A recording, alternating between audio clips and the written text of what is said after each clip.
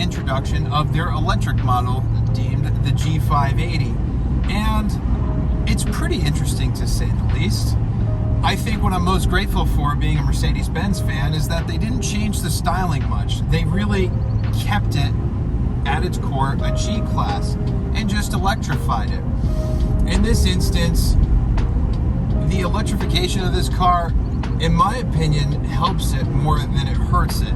Now, if you've been looking through a few videos and you're wondering what's going to make this one different, I mean, you've probably already seen all the videos where everybody's demonstrating the G-turn and, you know, G-steer and all those cool features that they've introduced to this car.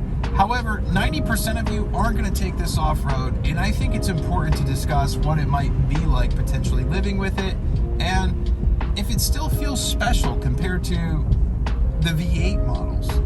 I mean, ultimately, if you're spending over $150,000, it needs to feel special. And fortunately for us, today's tester is an Edition 1 model, which means pretty much all the options you could possibly want in this have been ticked off. And as much as I'm a fan of the V8 and having the noise, I mean, it's just undeniable how much quicker it feels. I mean, it just throws you right back in the seat. It's very, very quick. In fact, how about I let you see what it's like behind the wheel?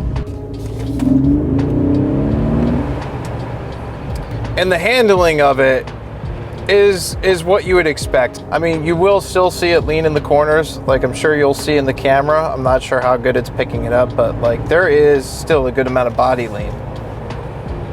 I'm very curious to drive the new G63 soon, because they have come out with the kinetic suspension, which if you're a longtime Mercedes customer and you've had an SL or, you know, a GLE in the past, it's similar to e-active body control or active body control, where it'll help level the car in the corners.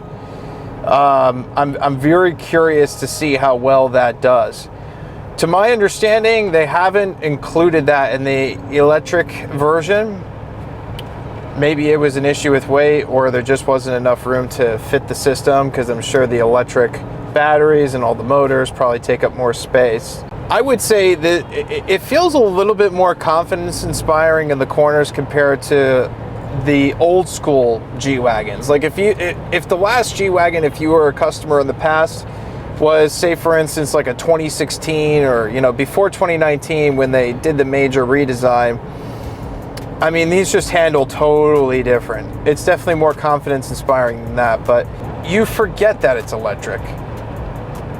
You know, in a G-Class, you don't want, the only thing you're thinking about is that, oh, it's the electric version of this. It's just a G-Wagon. And I couldn't say that as more of a compliment.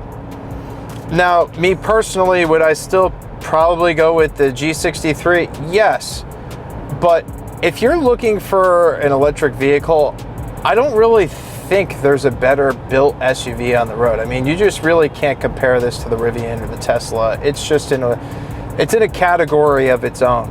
It really is.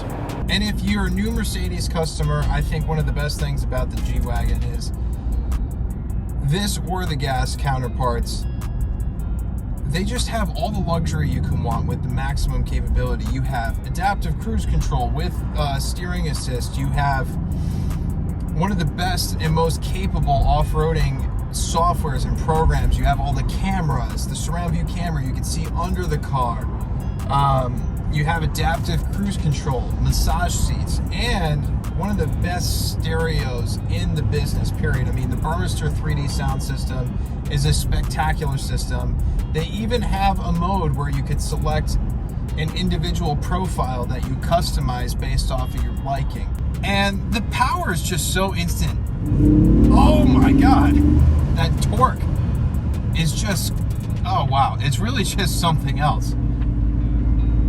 And you know what, the noise is kind of interesting too. Like at medium throttle, like if you're just adding a little bit, it almost makes you forget that you're not in one of the V8 variants of the G, because it's got that little bit of rumble. Although I will say, Mercedes, if you're gonna do the fake noise, you gotta add something in when it downshifts. Like like to mimic a downshift. Like in the G63, there's just more theater. I mean, you have the torque, you have the punch, you get thrown back in your seat, but then you don't hear any theatrical noise. You got to add like a downshifting noise to make somebody feel like they're going a little bit quicker.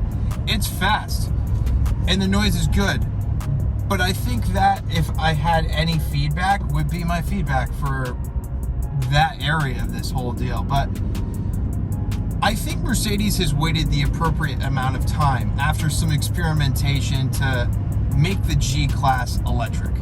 I mean, they experimented with the EQE, and they experimented with the EQS, and I think Mercedes realized with those cars that people don't want something that looks like it's an electric car, regardless of if it's aerodynamic, it might get a little bit more range, or you know, there's some other benefit.